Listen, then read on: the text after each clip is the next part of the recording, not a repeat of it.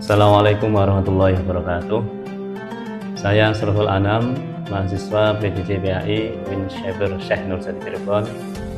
Pada kesempatan kali ini saya akan membahas tentang fenomena yang sering terjadi di dalam kehidupan kita sehari-hari yang berkaitan tentang fikih muamalah, yaitu pay letter menurut Islam. Boleh atau sebaiknya dihindari? Saat ini kita hidup di era digital, belanja online, pesan makanan, membeli tiket perjalanan, bahkan memesan transportasi, semuanya bisa kita lakukan hanya melalui smartphone kita. Dan salah satu fitur yang banyak digunakan adalah fitur pay letter. Dengan pay letter, seseorang bisa membeli barang atau jasa sekarang dengan membayarnya nanti. Namun, muncul pertanyaan penting. Apakah pay letter ini boleh menurut Islam? Atau justru mengandung unsur riba? Untuk menjawab pertanyaan ini, kita perlu melihatnya dari perspektif fikih muamalah. Pay letter secara sederhana berarti pembayaran yang ditunda. Sistem ini memungkinkan seseorang melakukan transaksi terlebih dahulu, sementara pembayaran dilakukan di kemudian hari, biasanya dalam bentuk cicilan. Saat ini banyak perusahaan teknologi finansial yang menyediakan layanan pay letter ini, seperti pada aplikasi transportasi online, marketplace, maupun platform perjalanan. Sekilas, sistem ini memang memberikan kemudahan bagi pengguna. Namun, dalam praktiknya, beberapa layanan pay letter ini mengenakan biaya tambahan atau bunga dalam proses pembayarannya. Disinilah muncul persoalan dalam perspektif fikih, karena tambahan dalam transaksi utang seringkali berkaitan dengan riba yang jelas dilarang dalam Islam. Sebagaimana firman Allah dalam Al-Quran surat Al-Baqarah ayat 275, A'udzubillahi minasyaitonirrajim, wa ahallallahu al-bai'a wa harrama riba, yang artinya Allah telah menghalalkan jual beli dan mengharamkan riba. Ayat ini menjadi prinsip dasar dalam fikih muamalah bahwa aktivitas ekonomi pada dasarnya diperbolehkan selama tidak mengandung unsur riba, penipuan, atau kezaliman.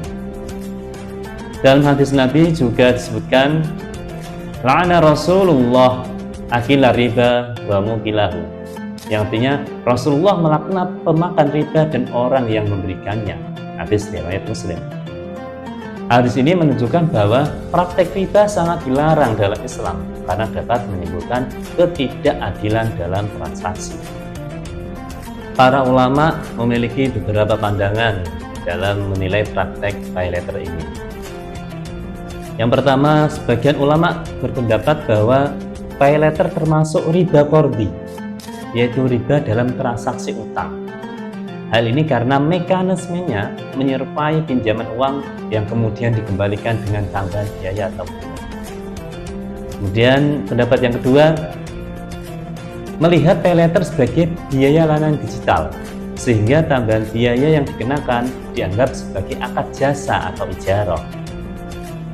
Dan yang ketiga, ada yang menganalogikan sistem pay letter ini dengan jual beli kredit yang memang diperbolehkan dalam fikih selama harga dan cicilannya telah disepakati sejak awal.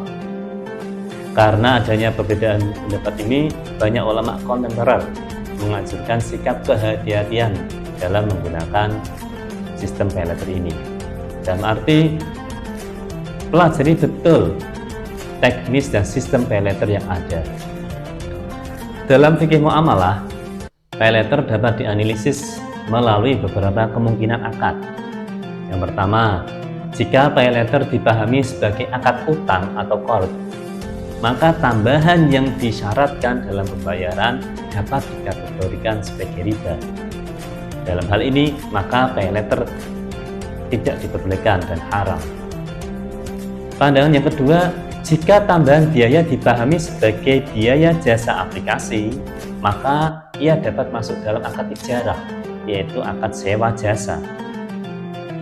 Dan yang ketiga, Jika transaksi dilakukan dalam bentuk pembelian barang dengan harga kredit yang telah ditentukan sejak awal, maka dapat dianalogikan dengan jual beli kredit yang diperbolehkan dalam Islam. Namun, apabila biaya tambahan dihitung dalam bentuk persentase bunga yang berubah-ubah, maka potensi riba menjadi lebih besar. Dari penjelasan tersebut, dapat disimpulkan bahwa penggunaan pay later dalam Islam masih menjadi perdebatan di kalangan ulama. Sebagai seorang muslim, kita dianjurkan untuk berhati-hati dalam melakukan transaksi keuangan, termasuk pay later ini. Karena terdapat sebuah kaidah fikih yang menyatakan al-khuruju minal khilaf mustahabun. Keluar dari perbedaan pendapat adalah dianjurkan. Artinya, jika kita memiliki alternatif lain dalam bertransaksi, maka hindari penggunaan pay later bisa menjadi pilihan yang lebih aman agar kita terhindar dari kemungkinan riba. Karena pada akhirnya dalam Islam bukan hanya kemudahan transaksi yang kita cari, tetapi juga keberkahan dalam harta dan kehidupan kita. Semoga kita semua dapat menggunakan teknologi keuangan dengan bijak dan tetap menjaga prinsip-prinsip syariah dalam setiap transaksi. Demikian, wallahu a'lam bishawab. Assalamualaikum warahmatullahi wabarakatuh.